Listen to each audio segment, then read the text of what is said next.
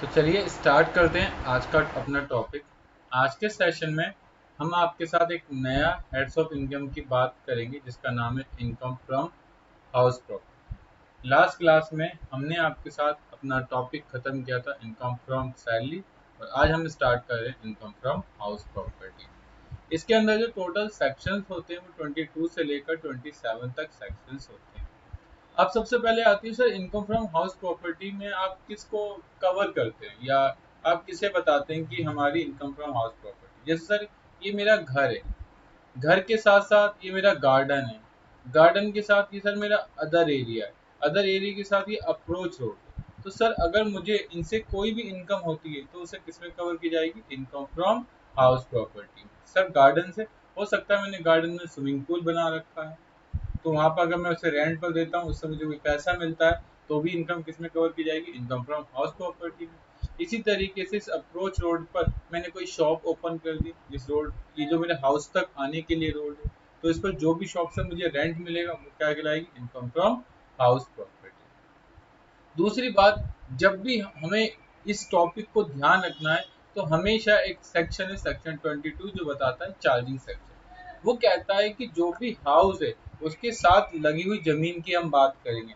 ऐसा नहीं कि जमीन आपकी बहुत बड़ी और हाउस आपका बहुत छोटा है, उससे जो भी इनकम होगी वो इनकम फ्रॉम हाउस प्रॉपर्टी में कवर नहीं की जाएगी। जैसे आप सपोज दैट ये लैंड है, इतना बड़ा लैंड है लेकिन हाउस बहुत छोटा सा है, तो इससे जो इनकम होगी वो हम किसमें कवर नहीं करेंगे? Income from house property. लेकिन मान लो ये आधे में लैंड, आधे में हाउस होता और आधे में ही लैंड होता, उसके साथ उसका अप्रोच रोड होता, गार्डन होता, स्विमिंग होता, इट्स सेक्टर कुछ भी होता, तो उससे जो भी इनकम होगी उसे कवर की जाएगी इनकम फ्रॉम हाउस प्रॉपर्टी के अंदर हम कवर करेंगे। ठीक है, इसके बाद अब हम बात आगे चलते हैं और हम आगे आएंगे। तो नेक्स्ट जो हमारी पीडीएफ है हम उसको ओपन कर लेते हैं, और ये नेक्स्ट जो पीडीएफ है ये हमारी बात करती है। जैसा मैंने अभी आपको बताया, हाउस होने के लिए ये नहीं कि हाउस हो, इस टाइप का हाउस हो तभी हाउस उसे कवर करेंगे, नहीं। अगर आपके पास किसी जमीन के अंदर आपने कोई एक दीवार भी खड़ी कर रखी है, उससे आपको कोई भी इनकम आती है उसे इनकम फ्रॉम हाउस प्रॉपर्टी में कवर करेंगे। हाउस का मतलब ये नहीं कि जैसे आप रहते हैं उस घर को हाउस बोलते हैं। कई जगह क्या होता है, लोग दो दीवार खड़ी करते हैं, उस पर टीन डाल देते हैं, उससे रेंट पर देते हैं, उससे जो भी इनकम होती है वो भी इनकम फ्रॉम हाउस प्रॉपर्टी में कवर की जाती है। तो इस बात को आपको ध्यान रखना है। तो यहाँ पर इन्होंने साफ साफ लिखा है कि अगर आप कोई ओपन एरिया है, जैसे कई बार आपने देखा ऑडिटोरियम होते हैं, उसे भी लोग किराए पर देते हैं कि आप यहाँ पर आइए, अपनी स्पीच रेडी कीजिए एंड देन पब्लिक को गैदरिंग कीजिए और आप जो भी करना चाहते हैं वट एवर करिए और हमें सम अमाउंट दे दीजिए। तो उसके लिए आप जो भी उसको देते हो अपनी लैंड, उससे जो भी इनकम होती है उसे हम क्या कहते हैं? Income from house property. तो यहाँ पर बेसिक कंडीशंस कुछ लिखी हुई जो आपको पता होनी चाहिए। बेसिक कंडीशन, बिल्डिंग और land appurtenant from house open alter. ये कह रहा है कि ऐसी जमीन होनी चाहिए जो उससे क्या होनी चाहिए? डिपेंड होनी चाहिए, उससे लगी होनी चाहिए। ऐसा नहीं है कि आपका लैंड बहुत बड़ा है और आपके हाउस बहुत छोटा है तो उसे कवर नहीं करें। दूसरे पॉइंट में कहता है SSC must be owner of house property. SSC क्या होना चाहिए? उसका ओनर होना चाहिए। जैसे मान लो ये मेरी दो प्रॉपर्टी, अगर मैं इसका ओनर हूँ then income from house property, और अगर मैं इसका ओनर नहीं हूँ तो इनकम फ्रॉम हाउस प्रॉपर्टी में कवर नहीं किया जाएगा। एक एग्जांपल के लिए समझ लेते हैं, जैसे मैंने आपको भी एक बिल्डिंग दिखाई, इसमें शाहरुख एक ओनर थे और उन्होंने अपने हाउस दे रखा है मिस्टर बार्बर को। इसने क्या किया कि उसे जो 10,000 रुपए का ये किराया दे रहे हैं शाहरुख को, दो मकान का या दो फ्लोर का, ए और बी का, उसने सोचा यार एक में मैं रह लेता हूँ, एक में मैं किसी और को किराए पर रख देता हूँ। तो उसने क्या किया, मिस्टर बार्बर ने अपने नीचे किसी एक बंदे को और किराए पर दे दिया जिसका नाम था बारबरा। और मिस्टर बारबरा जो उनको रेंट दे रहे मिस्टर बार्बर को, वो 6,000 रुपये पर मंथ देते, और वहीं मिस्टर बार्बर हमें जो पैसा दे रहे शाहरुख को वो 10,000 रुपये दे। इसका मतलब जो मिस्टर बार्बर शाहरुख को इनकम दे रहे हैं वो तो इनकम फ्रॉम हाउस प्रॉपर्टी में कवर होगी, जो मिस्टर बार्बर को इनकम कर रहे हैं वो इनकम फ्रॉम अदर सोर्सेज में कवर होगी, जस्ट बिकॉज ऑफ क्यों? क्योंकि वो उसका ओनर है। अगर ओनर होगा तभी उसे इनकम फ्रॉम हाउस प्रॉपर्टी में कवर किया जाएगा, अदरवाइज उसको इनकम फ्रॉम हाउस प्रॉपर्टी में कवर नहीं किया जाएगा। तो यहाँ पर लिखा है property should not be use by the owner for business और profession carried on by him.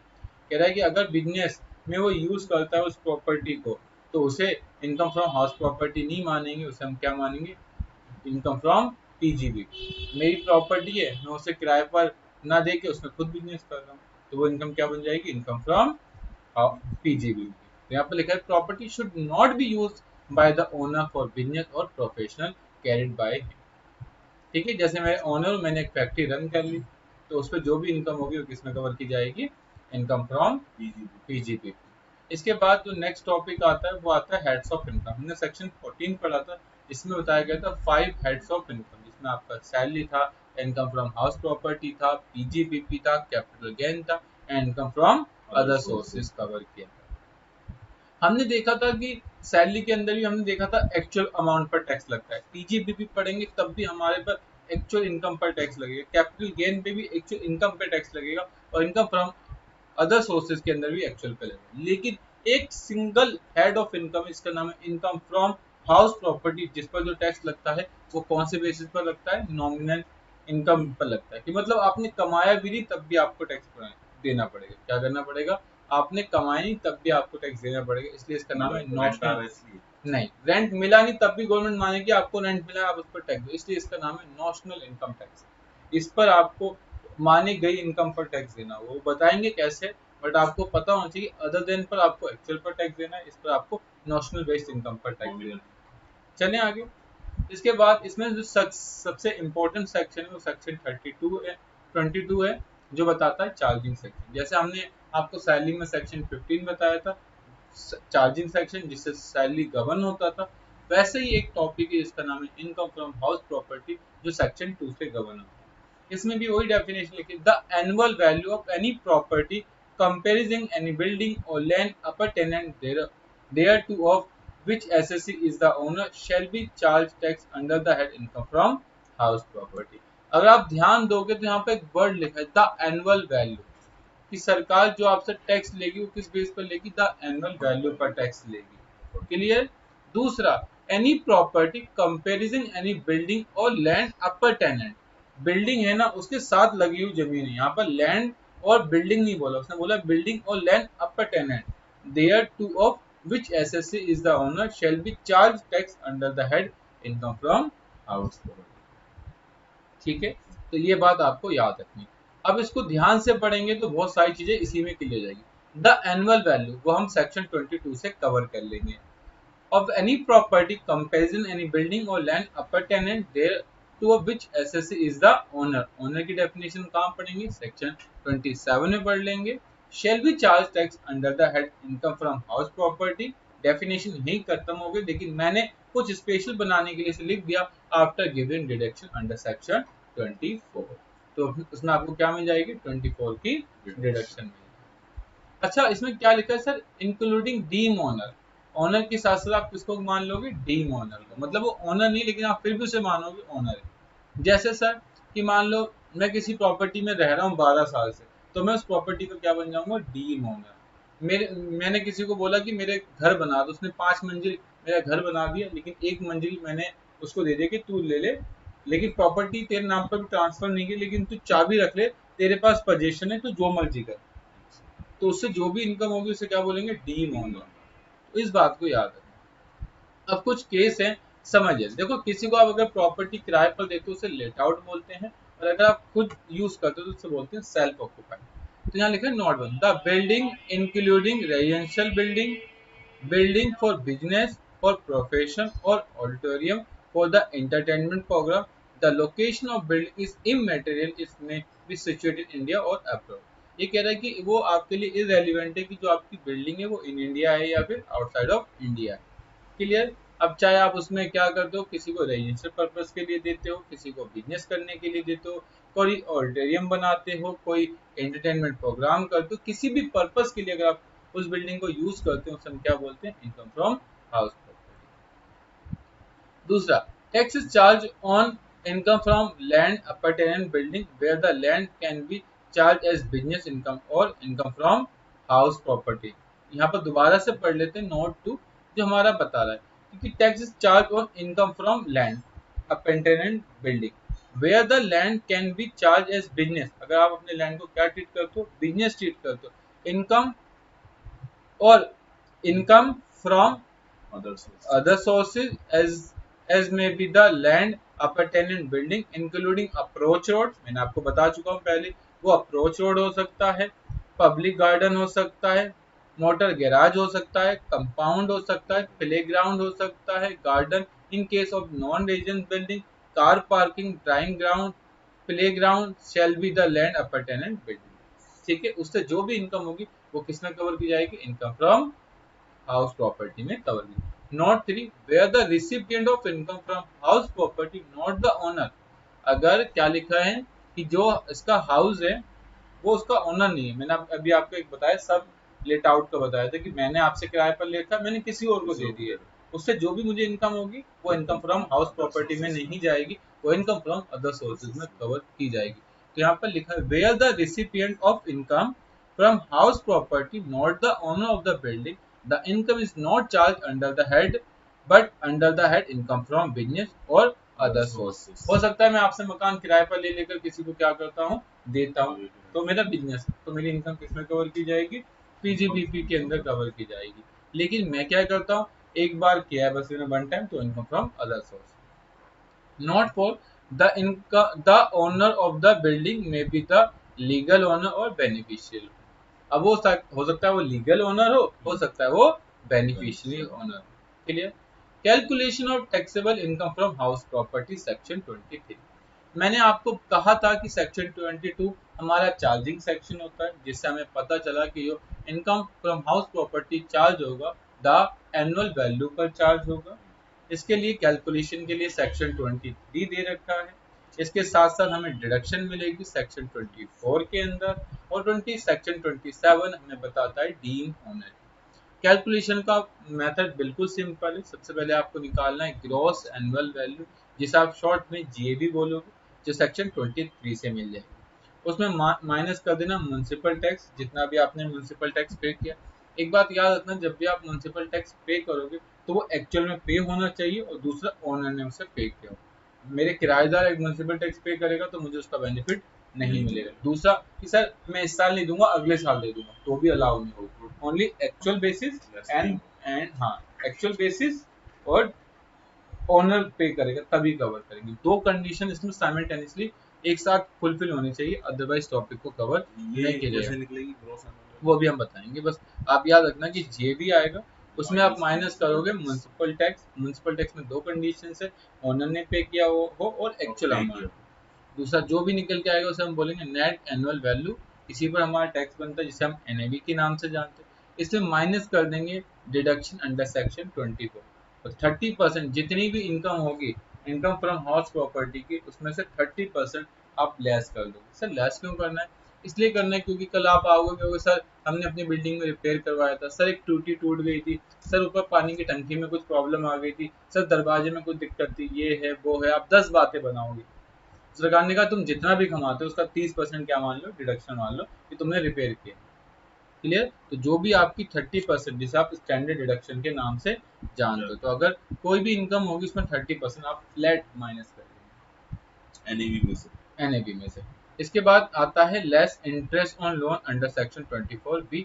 ठीक है, अगर आपने कोई लोन ले रखा है, बहुत से लोग आपने देखा होगा हाउस प्रॉपर्टी में लोन लेके मकान लेते हैं, तो अगर उस पर जो भी इंटरेस्ट देते हैं वो माइनस हो जाता है, और जो निकल के आता है वो कहलाता है income under the head house property. तो ये फार्मूला है जो आपको याद रखना है। अब क्वेश्चन आता है how to compute gross annual value, कि मैं सर अपनी ग्रॉस एनुअल वैल्यू को किस तरीके से कैलकुलेट कर पाऊंगा। तो यहाँ पर सिंपल सा लिखा है, अब इसे पढ़ने से पहले या इसे समझने से पहले आपको कुछ और चार्ट को समझना पड़ेगा, तभी आप इसे अच्छे से कर पाओगे, अदरवाइज आप इसे अच्छे से नहीं कर पाओगे। आइए पहले हम एक एक्सेल शीट को ओपन कर लेते हैं और उसको समझने की कोशिश करते हैं, एंड देन उस डेफिनेशन को कवर करेंगे। इसमें आपको चार बातें ध्यान में रखनी है। क्या बातें याद रखनी है, चार बातें आपको ध्यान में रखनी है। सर वो कौन सी चार बातें, सबसे पहले आपको मिलेगा एक होता है एफ आर। अगर आप इस शीट के अंदर जाएंगे तो यहाँ पर आपको एक मिलेगा जिसे आप बोलते हो एफ आर। एफ आर मतलब होता है फेयर रेंट। क्या होता है, फेयर रेंट। एक होता है म्युनिसिपल रेंट। क्या होता है, म्युनिसिपल रेंट होता है। ठीक है, जो म्युनिसिपल वैल्यू आपकी जो एमसीडी की थी वो डिफाइन करती है। इसके साथ साथ एक आपका म्युनिसिपल हो गया, एक आपका क्या हो गया फेयर रेंट हो गया, और एक आपका होता है एसआर। एसआर होता है स्टैंडर्ड रेट। बहुत सारी स्टेट गवर्नमेंट क्या कर रखे हैं, रेट को फिक्स कर रखा है कि आप इतना ही किराया लोगे। और चौथा होता है एक्चुअल रेंट कि आपको मिला कितना है। तो ये चार चीजें आपको पता होनी चाहिए।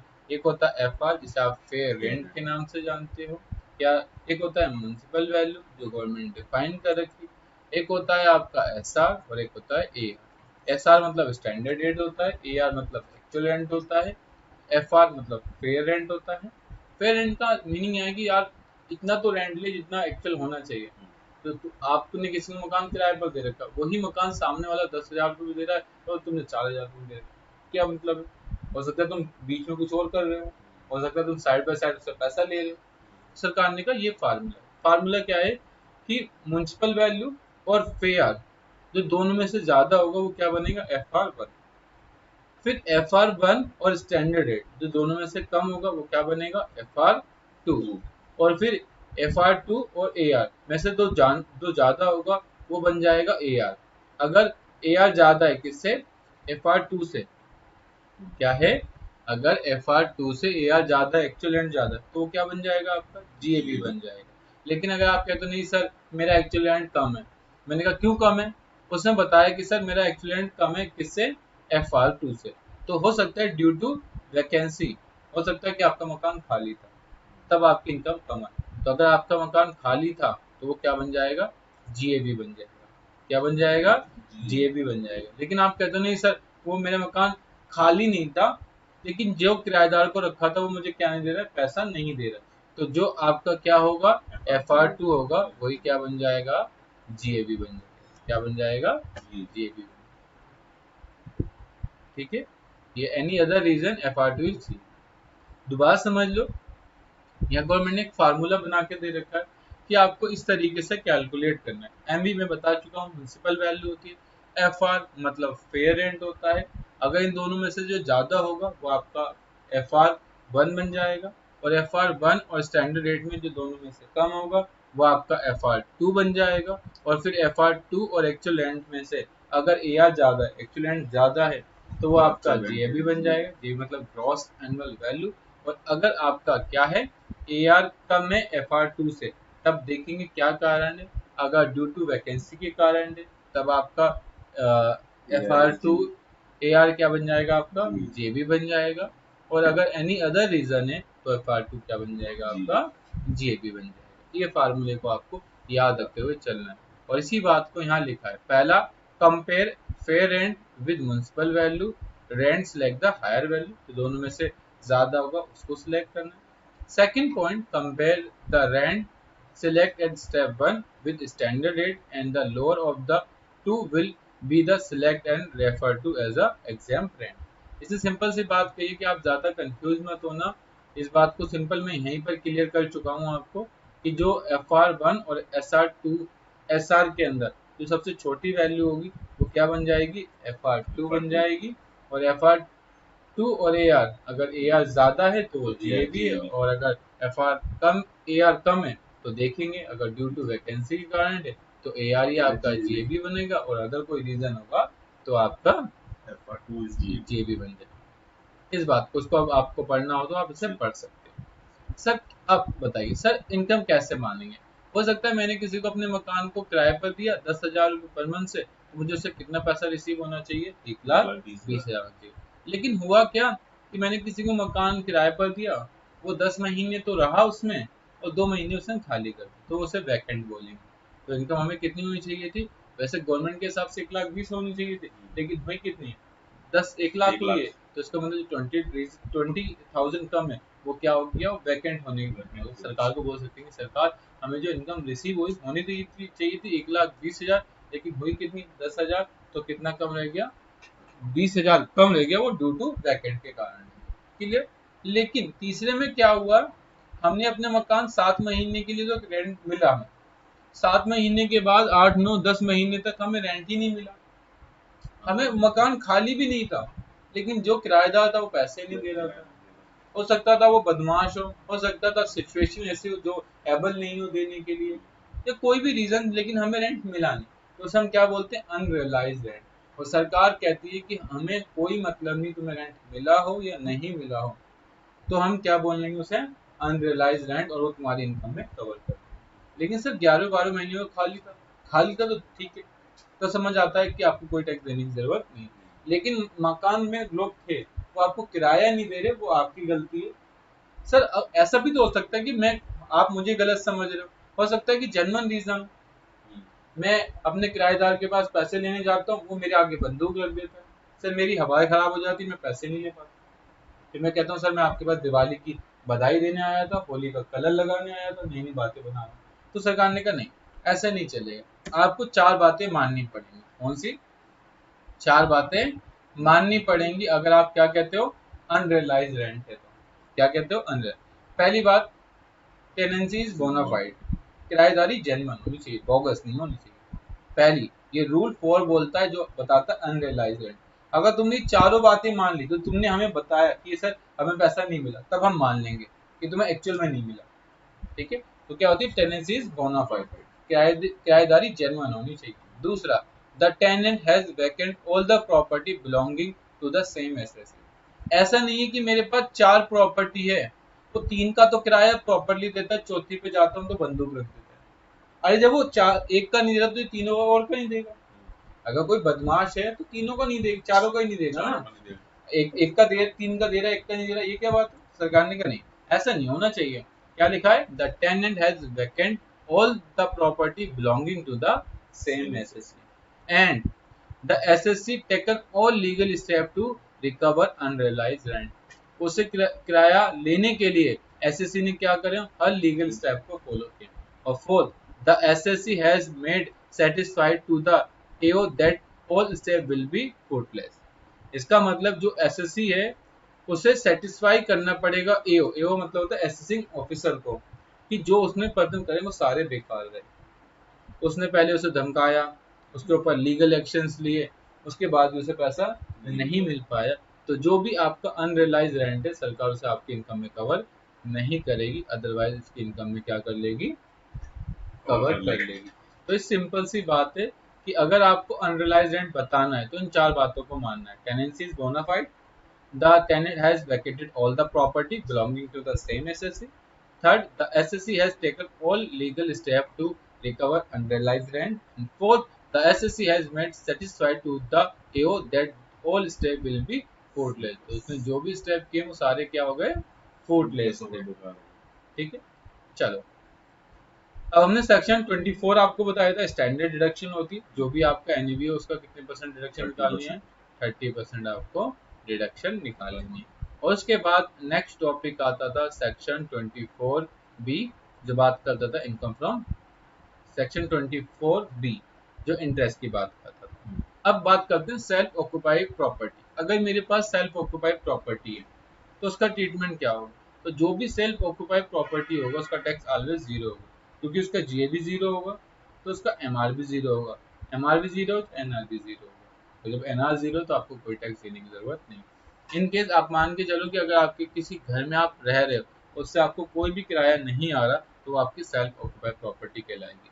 लेकिन अगर आपने अपने घर को किसी को एक दिन के लिए भी किराए पर दिया और उससे आपको 1 रुपए की इनकम हुई, तो घर आपका सेल्फ ऑक्युपाइड नहीं रह जाएगा, वो घर आपका बन जाएगा डीम लेट, इसे बोलेंगे लेट आउट।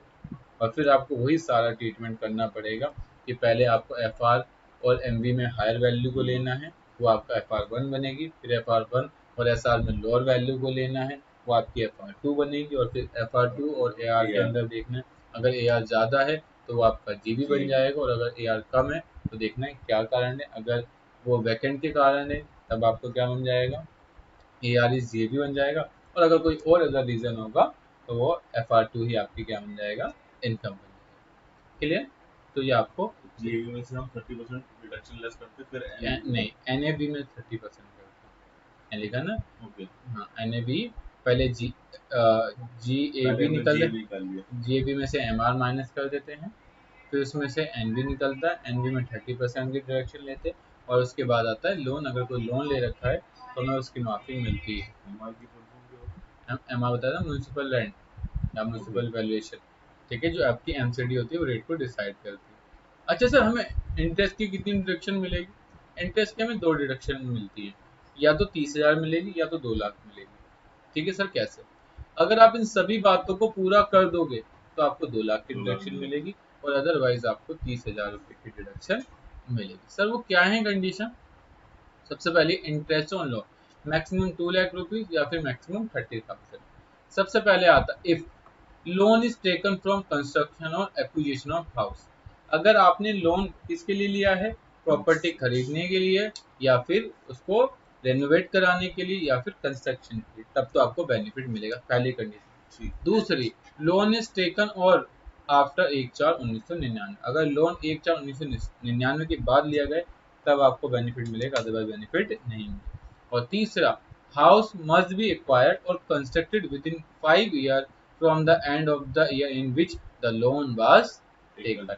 ये कह रहा है कि आपने जब लोन लिया उसके 5 साल में या तो उस प्रॉपर्टी को खरीद लो या उसको कंस्ट्रक्शन कंप्लीट कर लो, तभी आपको बेनिफिट मिलेगा, अदरवाइज बेनिफिट नहीं मिलेगा। आपने लोन लिया 10/12/2014 को, तो उसका ईयर क्लोज होगा 31 मार्च 2015 को।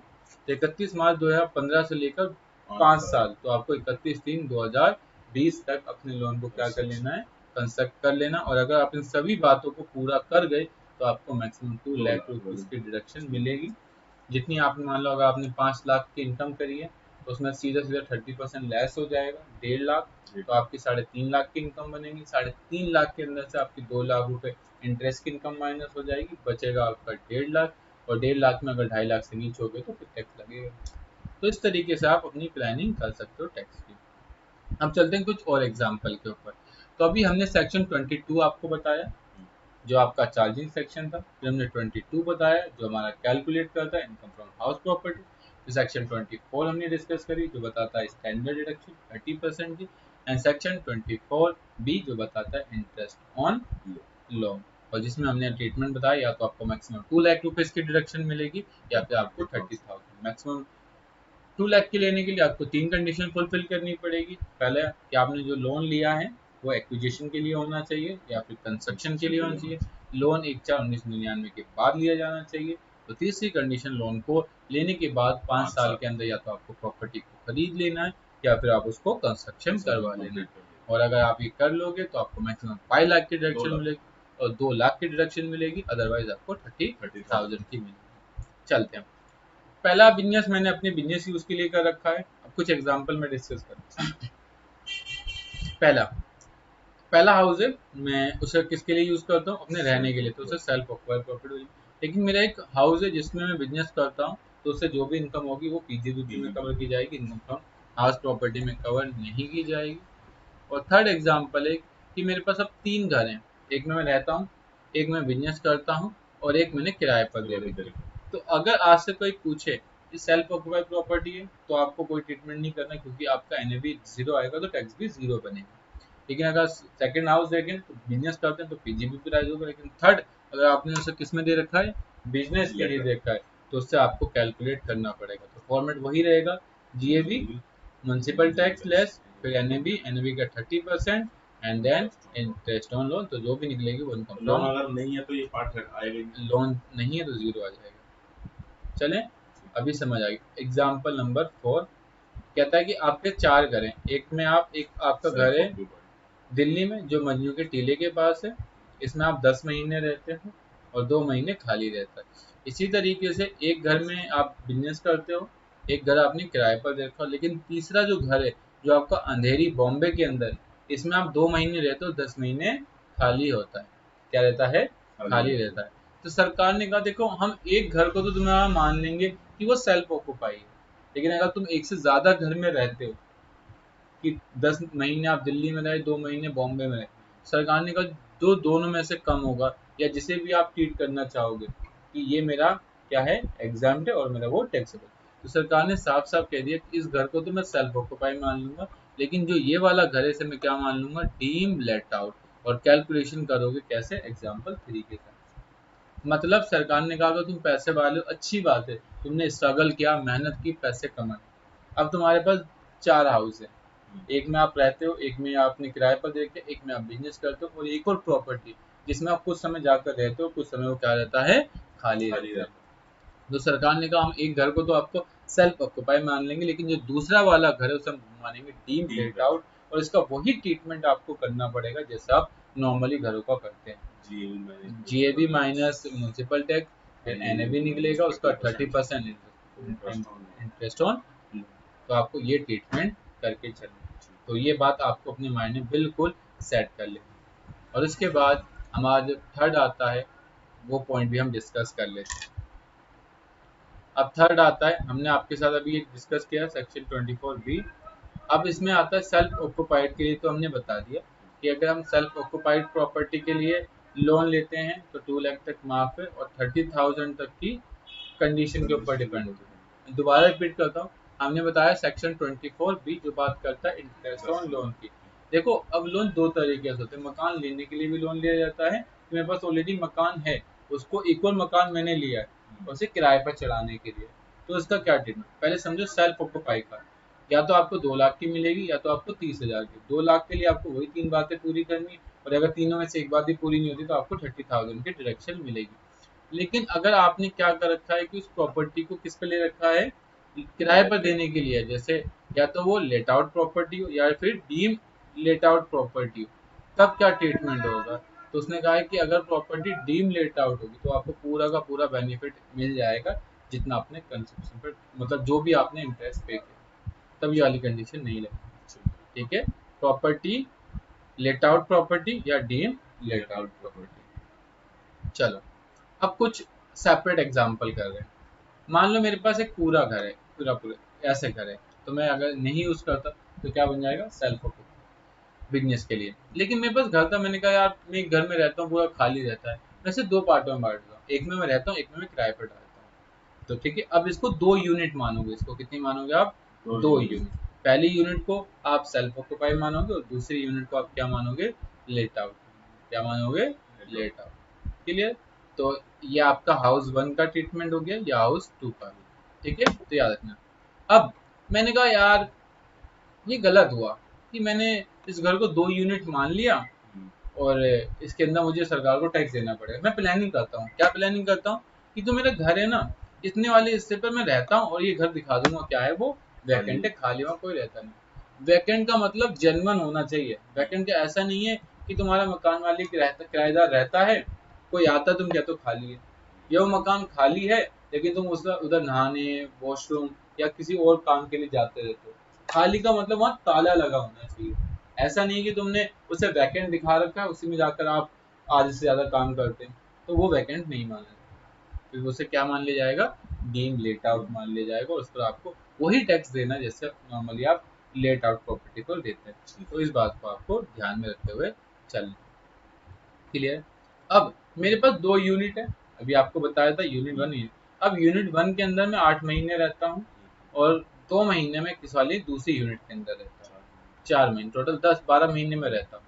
क्लियर। अब मेरा क्वेश्चन है, बताओ किस वाली इनकम पे सरकार को टैक्स देना पड़ेगा, 8 महीने वाले पर या फिर 4 महीने वाले पर। गलत, क्योंकि मैंने आपको स्टार्टिंग में कहा था कि इनकम फ्रॉम हाउस प्रॉपर्टी के अंदर अगर आप अपनी प्रॉपर्टी को एक दिन भी किराए पर देते हो, उससे 1 रुपया भी कमाते हो, वो प्रॉपर्टी उस दिन आपकी सेल्फ ऑक्यूपाइड नहीं रहती, वो प्रॉपर्टी क्या बन जाती है, डीम लेट आउट बन जाती है या फिर लेट आउट बन जाती। इसी वाले एग्जाम्पल में भी तो यही हुआ कि तुमने 8 महीने इसमें यूज रहे और 4 महीने किराए पर डाल दिए, फिर आपने 4 महीने इसमें रहे, 8 महीने किराए पर डाल दिए, तो ये आपकी दोनों प्रॉपर्टी क्या बन गई, लेट आउट प्रॉपर्टी, और आप ही अपने घर से क्या हो गए, बेघर हो गए। अब सरकार की नज़र में दोनों प्रॉपर्टी क्या है, किराए पे चढ़ी हुई है, और आपको दोनों प्रॉपर्टी का ट्रीटमेंट करके सरकार को टैक्स देना। तो ये सेक्शन हमारा बताता है, सेक्शन आपका 24B। अब बी तो मैं आपको क्लियर कर चुका हूँ, लेकिन ये कुछ एग्जाम्पल थे जो आपको डिस्कस करना है। तो अभी हमने आपके साथ इनकम फ्रॉम हाउस प्रॉपर्टी में सेक्शन 22 पढ़ लिया जो चार्जिंग सेक्शन है। 23 आपका कंप्यूटेशन ऑफ एनुअल वैल्यू बताया। Section 24 standard deduction, section 24 interest on loan, और अब बात करते हैं छोटा सेक्शन, इसका नाम है section 25A arrear of rent या फिर unrealised rent. Area of rent का मतलब मैंने आपको बता दिया कि किराएदार रहता है, मैंने सब कुछ कर लिया। पहले तो उसको सारी प्रॉपर्टी से निकालने की कोशिश करी, वो नहीं निकल रहा। दूसरा, उसके ऊपर लीगल एक्शन लिए, तब भी वो बेकार रहे। ठीक है, मैंने अपने एसएससी को भी बताया, एसएससी को भी सेटिस्फाई हो गया कि ये रीजन है, वो क्या कर रहा है कि प्रॉपर्टी का पैसा नहीं दे रहा। लेकिन एक दिन क्या हुआ, जो मुझे किराया नहीं दे रहा था, उसका हो सका उसने कहीं सुना या कुछ हुआ उसको, कि उसने कहा कि मैंने उनके साथ गलत किया, और जो मेरे पास आज पैसा बचा है मैं उसमें से उनको उनका किराया दे दूं कई सालों का जो नहीं दिया। तो अगर कभी ऐसा होता है कि आपको कभी किराया मिलना था वो आपको मिला नहीं, लेकिन इस साल आपको किराया मिल गया, जो किस नाम से मिला है, अनरियलाइज रेंट के नाम से मिला है। तो सरकार ने कहा है तो जितना भी तुम्हें मिला है उसमें से सीधा 30% माइनस कर देना, और जो भी टैक्स है वो हमें दे देना। मतलब आपको 1 लाख रुपए आज मिला कई सालों का जो नहीं मिल रहा था, तो उसमें से आप 30,000 हटा दो और 70,000 रुपये टैक्स दे दो। क्लियर। इसके बाद आता है सेक्शन 26 जो बताता है को ओनरशिप। अगर आपकी एक प्रॉपर्टी में दो हिस्सेदार है उसे हम किस नाम से जानते हैं, को ओनरशिप के नाम से जानते हैं। क्या बोला मैंने, अगर आपकी एक प्रॉपर्टी में दो ओनर है, एक में आपका 60% है, एक में आपका 40% है, या एक में 30% है, एक में 70%, या फिर एक में 50% है और दूसरे में भी 50%, तो उसे क्या बोलते हैं, को ओनरशिप। और जो भी इनकम होगी उसे दो पार्टों में डिवाइड कर लिया जाएगा। अगर आप 2 लाख कमाते हो तो 1 लाख इनकम आपकी एक की होगी और 1 लाख इनकम आपकी बी की होगी। इसके बाद आता है सेक्शन 27 जो बात करता है डीम ओनर। मैंने आपको स्टार्टिंग में बताया था कि डीम ओनर का मतलब होता है माना गया ओनर। वो ओनर नहीं है लेकिन हम उसे फिर भी मान रहे, वो क्या है, ओनर। सर ऐसा क्यों, ऐसा इसलिए किया कि सरकार को लगा कि कई जगह ना लोग हमसे गलत कर रहे हैं, हमारे साथ प्रॉब्लम क्रिएट कर रहे हैं, हमें टैक्स देने के लिए वो प्लानिंग कर रहे हैं। तो उसके लिए उन्होंने एक सेक्शन बना दिया, सेक्शन 27, जिसे बोलते हैं डीम ओनर। क्या बोलते हैं, डीम ओनर। तो यहाँ पर सिंपल लिखा है, ट्रांसफर टू अ स्पाउस और माइनर चाइल्ड। अगर कोई पति अपनी पत्नी को कोई प्रॉपर्टी ट्रांसफर करता है, या कोई पति या कोई पत्नी पति को अपनी प्रॉपर्टी ट्रांसफर करती है, या पति या पत्नी अपने माइनर चाइल्ड को जिसकी उम्र 18 साल से कम है उसको प्रॉपर्टी ट्रांसफर करता है, तब उसके ऊपर ये सेक्शन एप्लीकेबल होता है। एक कहानी समझते हैं, मान लो मिस्टर ए है, उसको सैलरी से 8 लाख की इनकम होती है और इनकम फ्रॉम हाउस प्रॉपर्टी से 4 लाख की इनकम होती है, और टोटल मिलाकर उसे 12 लाख रुपए की इनकम हो जाती है। अब 12 लाख की इनकम हो रही तो वो हायर स्लैब रेट के अंदर आ गया, और जब वो हायर स्लैब रेट के अंदर आता है तो सरकार को उसके हिसाब से 30% के हिसाब से टैक्स देना पड़ेगा। उसने ये बात अपनी वाइफ के साथ डिस्कस करी, उसने कहा देखो ये प्रॉब्लम हो रही है और हमें ना काफ़ी हायर टैक्स देना पड़ रहा है, तो मैं क्या सोच रहा हूँ कि मैं ऐसा करता हूँ, जो मैं 4 लाख रुपए कमा रहा हूँ ना, उस 4 लाख को जो इनकम फ्रॉम हाउस प्रॉपर्टी से आज से तुम्हारे ऊपर शिफ्ट कर देता हूँ। आज से जो भी उस प्रॉपर्टी पर क्या होगा, कमाई होगी, आज से वो तुम्हारी इनकम बन जाएगी और उसका नाम हो जाएगा इनकम फ्रॉम हाउस प्रॉपर्टी। आपने कहा अच्छा, ये बात है। उसने कहा ठीक है यार, मुझे क्या दिक्कत है, घर का पैसा घर में, क्या दिक्कत। फिर इधर क्या हुआ, इधर इसकी 2.5 लाख की इनकम हुई, इधर 8 लाख की सैलरी से इनकम हुई, 8 लाख में सीधा 2.5 लाख माइनस हो गया, 2.5 लाख माइनस हो तो कितने पर टैक्स बन गया, 5.5 लाख पर टैक्स बना, और 5.5 लाख में मतलब 20% के राउंड आ गया। ठीक है, इसी तरह इसी वाइफ को 4 लाख की इनकम हुई, 4 लाख में 2.5 लाख माइनस हो गया और कितनी आ गई, 1.5 लाख की इनकम। इसका मतलब टोटल मिलाकर उन्होंने प्लानिंग करके 5 लाख रुपए की इनकम को टैक्स सेव कर लिया। तो तुम्हें यहाँ पर कहीं लग नहीं रहा है कि इन्होंने जो प्लानिंग करी किस पर्पज से की है, टैक्स बचाने के पर्पज की है। तो सरकार ने कहा है कि अगर आप ऐसा कोई भी ट्रीटमेंट करते हो जिससे हमें पता चलता है ये आप टैक्स प्लानिंग के लिए कर रहे हो, तब हम आप क्या कर देंगे, आपकी इनकम में से ऐड कर देंगे। क्या कर देंगे, ये 4 लाख रुपए हम आपकी वाइफ का नहीं मानेंगे, ये 4 लाख रुपए किसका मानेंगे, आपका income tax charge under the head of mister. लेकिन ऐसा अगर सर जेन्युइन होता, जेन्युइन क्या, कि मैं अपनी वाइफ को प्रॉपर्टी ट्रांसफर कर रहा हूँ एज अ कंसिडरेशन, कुछ पैसा दे के, 20 लाख की प्रॉपर्टी 20 लाख का दे रहा हूँ उसको, 20 लाख में ही दे रहा हूँ उसको, तब तो ये ट्रीटमेंट जैसा वैसा रहेगा। लेकिन मैं अपनी वाइफ को 20 लाख की प्रॉपर्टी 10 लाख में दे रहा हूँ, वो गलत है। या अपनी वाइफ को अपनी प्रॉपर्टी गिफ्ट कर रहा हूँ, तो वो ट्रीटमेंट गलत हो जाएगा, उसके लिए सरकार जस्टिफाई नहीं कर पाएगी। अगर मैं अपनी प्रॉपर्टी अपने माइनर चाइल्ड के नाम भी कर दूं तब भी वही ट्रीटमेंट होगा, क्योंकि माइनर चाइल्ड के ऊपर इनकम टैक्स एप्लीकेबल नहीं होता, वो 18 के अबव होगा तभी वो आपकी ही मानी जाएगी, वो तब भी आपकी मानी जाएगी। इसलिए लिखा है ट्रांसफर ऑफ स्पाउस और माइनर चाइल्ड। क्लियर।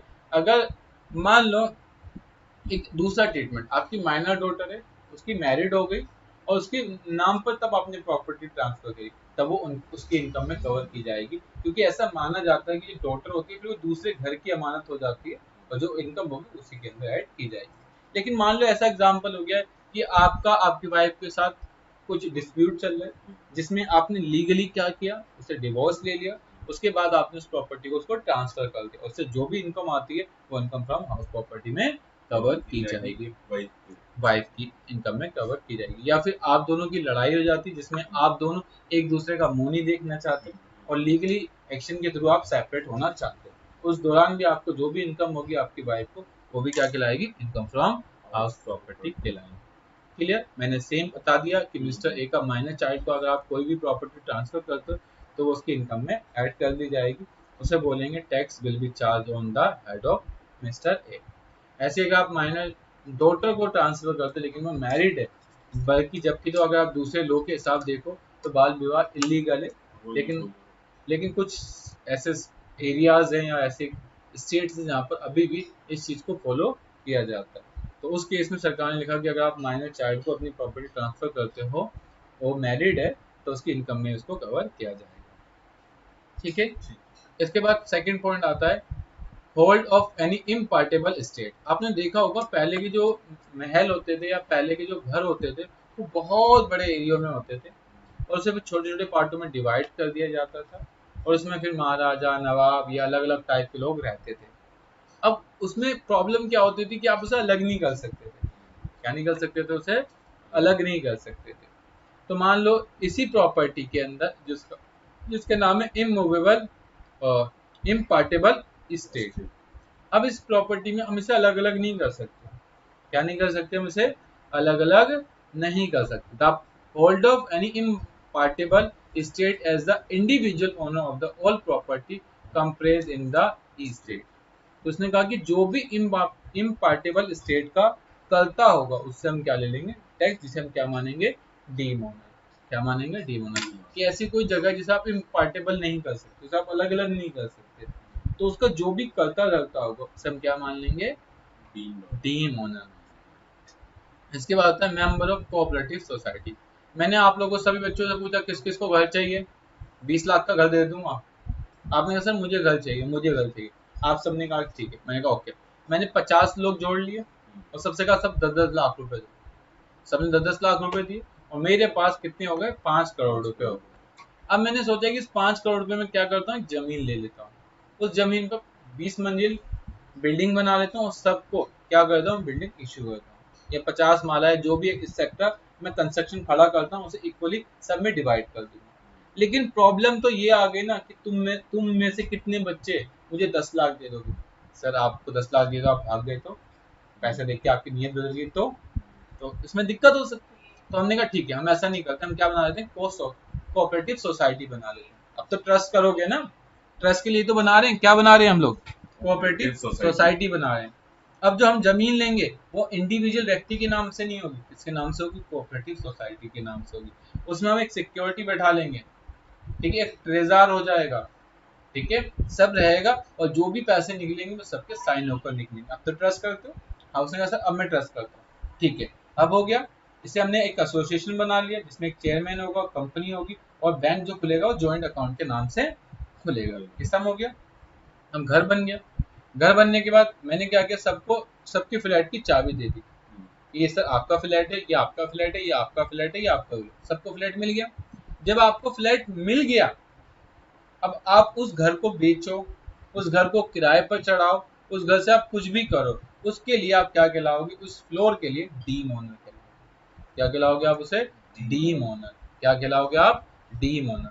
नहीं तो सबको अपने अपने फ्लैट की चाबियां मिल गई तो ऑनर ही नहीं कहलाएंगे। तो ऑनर है, लेकिन ऑनर तो जमीन का है ना, जमीन किसके नाम पे, वो तो इसकी सोसाइटी के नाम पर है। वो तो जमीन को नहीं सेल कर रहे, हम तो फ्लोर को सेल कर रहे हैं। तो उस फ्लोर को तो क्या माना जाएगा, डीम ओनर। उस अगर जमीन को होता तो हम क्या मानते, ओनर, तो हम उस फ्लैट को क्या मान लें, डीम ओनर। क्या मान लें उसको, डीम ओनर। क्लियर। और तीसरा आता है person in position of property. आप लोगों को पता है कि लोग, बहुत सारे लोग रेंट एग्रीमेंट करते हैं किसी प्रॉपर्टी को लेने के लिए, लेकिन वो जब भी रेंट एग्रीमेंट करते हैं वो 11 मंथ का रेंट एग्रीमेंट करते हैं। कितने का मंथ का रेंट का एग्रीमेंट करते हैं? 11 मंथ का करते हैं, कभी भी 12 मंथ का नहीं करते। ऐसा क्यों नहीं करते? क्योंकि एक प्रॉपर्टी एक्ट 19 प्रॉपर्टी एक्ट 82 के हिसाब से कि अगर कोई भी किसी की प्रॉपर्टी में 12 ईयर से ज्यादा रहेगा तो लीगली उस प्रॉपर्टी का ओनर बन जाएगा। क्या बन जाएगा? लीगली उस प्रॉपर्टी का क्या बन जाएगा? ओनर। उसे क्या मान जाएगा? D owner. क्या लिखा है? Person having right in a property for less than 12 year. अगर वो 12 ईयर से ज्यादा उससे ऊपर रहता है तो उसे क्या मान लिया जाएगा? D owner. प्रॉपर्टी इसके नाम पर नहीं है फिर भी उसे क्या मान जाएगा? D owner. लेकिन हम 11 मंथ का बनाते हैं, ये तो कभी भी वो 12 मंथ का नहीं हो पाता। 12 ईयर लिखा हुआ है। हाँ 12 ईयर, मैं वही बताना चाहता हूँ कि 11 मंथ का बनाते हैं तो कभी भी 12 ईयर में कवर नहीं हो पाएगा। जब कभी 12 ईयर में कवर नहीं हो पाएगा तो क्या नहीं बनेगा? वो डी ओनर। डी ओनर नहीं बनेगा और उसकी प्रॉपर्टी पर लीगली ओनर नहीं बनेगा। ईयर को कंप्लीट ईयर की तरह ट्रीट किया जाता है। अगर आपका 1 साल का होगा तो उसे 1 मानेंगे, इसलिए लोग 11 महीने के बनाते हैं, कभी भी उसे साल में कवर ना करें। ठीक है, ये रीजन है। ठीक है, अगर किसी ने बना लिया और 12 साल तक उस प्रॉपर्टी में रह गया तो उसका मालिकाना क्या रखेगा? हाँ। लेकिन एक जगह क्या प्रॉब्लम आई यार, मुझे, मेरे पास जमीन तो है, मैं मान लो 1000 एकड़ जमीन है मेरे पास, लेकिन मेरे पास ना फंड नहीं है, मेरे पास पैसे नहीं है। मैंने एक बिल्डर्स को बुलाया, आजकल चल भी रहा है ये ट्रेंड, लोग बिल्डर को बुलाया। मैंने कहा बिल्डर ये प्रॉपर्टी बनानी, एस टाइप की बनानी। कह रहा बन जाएगी, आपकी 10 माले 8 माले बना दूंगा। मैंने कहा अच्छी बात, चल बना दे। उसने कहा लेकिन 2 माले मैं लूंगा, आप 1 रुपया भी मुझे मत दो। क्या मत दो मुझे? 1 रुपया भी मत दो, लेकिन मुझे क्या दे देना? 2 फ्लोर दे देना। मैंने कहा चलो ठीक है, 2 फ्लोर तुम ले लो। अब मैंने बिल्डिंग अपने नाम पे बनवाई, जमीन मेरे नाम पर है, लेकिन मैंने जब कंस्ट्रक्शन कंप्लीट हुआ तो उसे कितनी दे दी? 2 फ्लोर। 2 फ्लोर दे दी, और 2 फ्लोर की दे दी। क्या दे दी? 2 फ्लोर की दे दी। तो उसे क्या बोलते हैं? Person in position of property. अब उसके पास दो की क्या है? पोजीशन है। वो किसी को किराए पर दे सकता है, किसी को रेंट पर दे, किसी को सेल कर सकता है, इट्सेट्रा, वो कुछ भी कर सकता है। ये सब उसकी रिस्पॉन्सिबिलिटी। तो यहाँ पर लिखा है person in position of property, जिस पर उसका पोजीशन होगा, जिस पर उसका अधिकार होगा, उसे क्या मान जाएगा? डीन ओनर माना जाएगा। तो ये क्या बताता है? सेक्शन 27। Got it? तो ये आपके आज इनकम फ्रॉम हाउस प्रॉपर्टी के सारे सेक्शन कवर हो गए। कल हम इसके बाद एक बार स्टार्टिंग से रिकैप करेंगे सभी पॉइंटों को, एंड देन कुछ प्रैक्टिकल क्वेश्चन आंसर को सॉल्व करने की कोशिश करेंगे, और उसके बाद इस चैप्टर को हम क्लोज करेंगे। तो ये आज का हमारा टॉपिक था जिसमें हमने आपके साथ बात करी इनकम फ्रॉम हाउस प्रॉपर्टी। इसको उसको लेंगे